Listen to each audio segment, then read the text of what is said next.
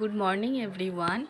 আজকে সকাল সকাল চলে গেছিলাম মাঠে। কেন আজকে আমাদের ধনে আর কি ধনে গাছ তুলতে হবে, তুলে সেগুলোকে ঝাড়তে হবে। তো মাঠের জোন আসার কথা ছিল, তো আমি আর বাবা তার আগেই গেছিলাম। আমরা ওই 6:30 নাগাদ গেছিলাম মাঠের দিকে।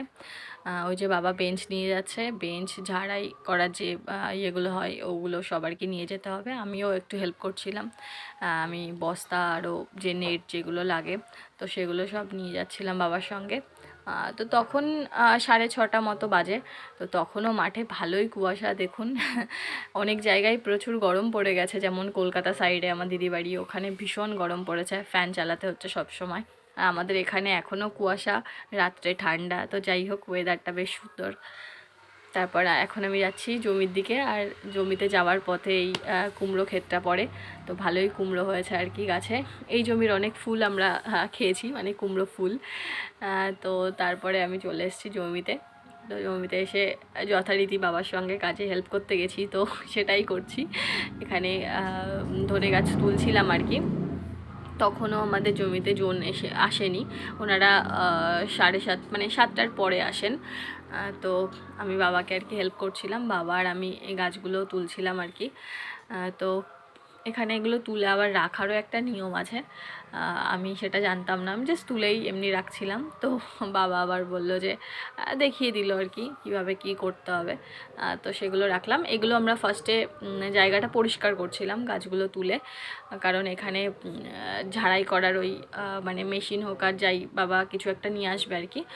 তো ওটা রাখতে হবে। তারপর নেটটা অনেকটা আর কি পাততে হবে, সেই কারণে এগুলো তুলে তুলে রাখা হচ্ছিলো। তারপর যারা কাজ করতে আসবেন ওনারা সব আর কি করে নিতে পারবে। তো এইটুকানি আর কি আমার কাজ ছিল।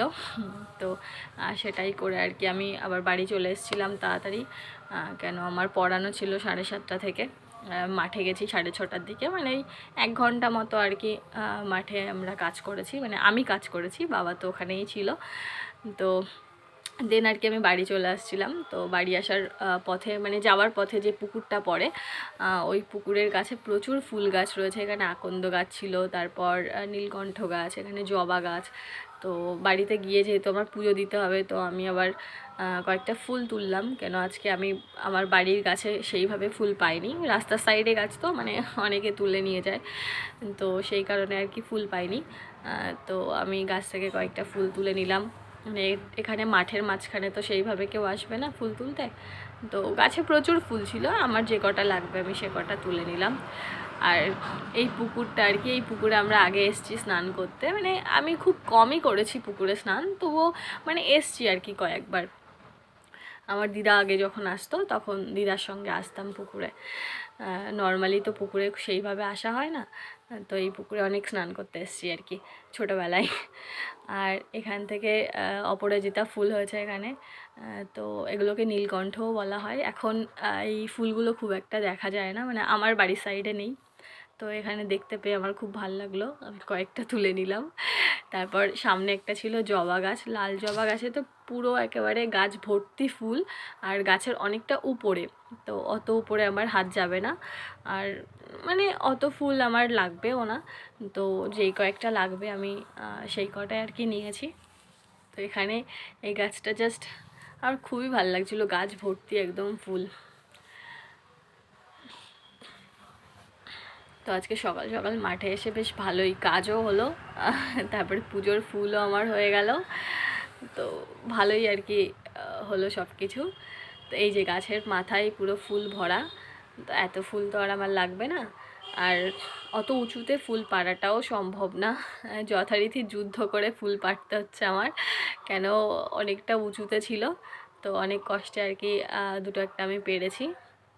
এই ফুলটা অনেকটা মানে এরকম উঁচু হয়ে ফুল তুলতে হচ্ছিলো গাছের, কেন সব নিচুতে কোনো ফুলই নেই। আমি জানি না, হয়তো কেউ তুলে নিয়ে গেছে বা নিচুতে হয়তো ফুল হয়নি, সেটাও হতে পারে।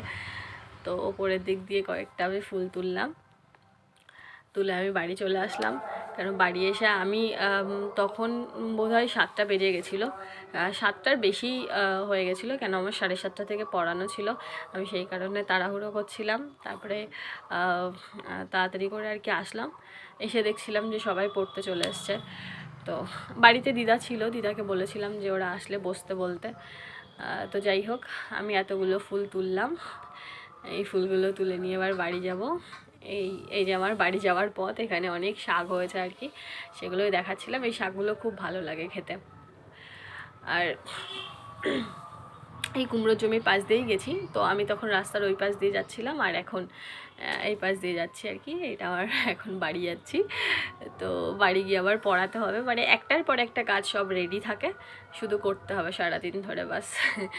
তো ফুলগুলো আর কি দেখাচ্ছিলাম, এতগুলো ফুল আমি নিয়েছি ওনাদের গাছ থেকে। তো যাই হোক, এবার আমি পড়াবো। তো টাটা, বাই বাই, সবার সঙ্গে আবার দেখা হবে।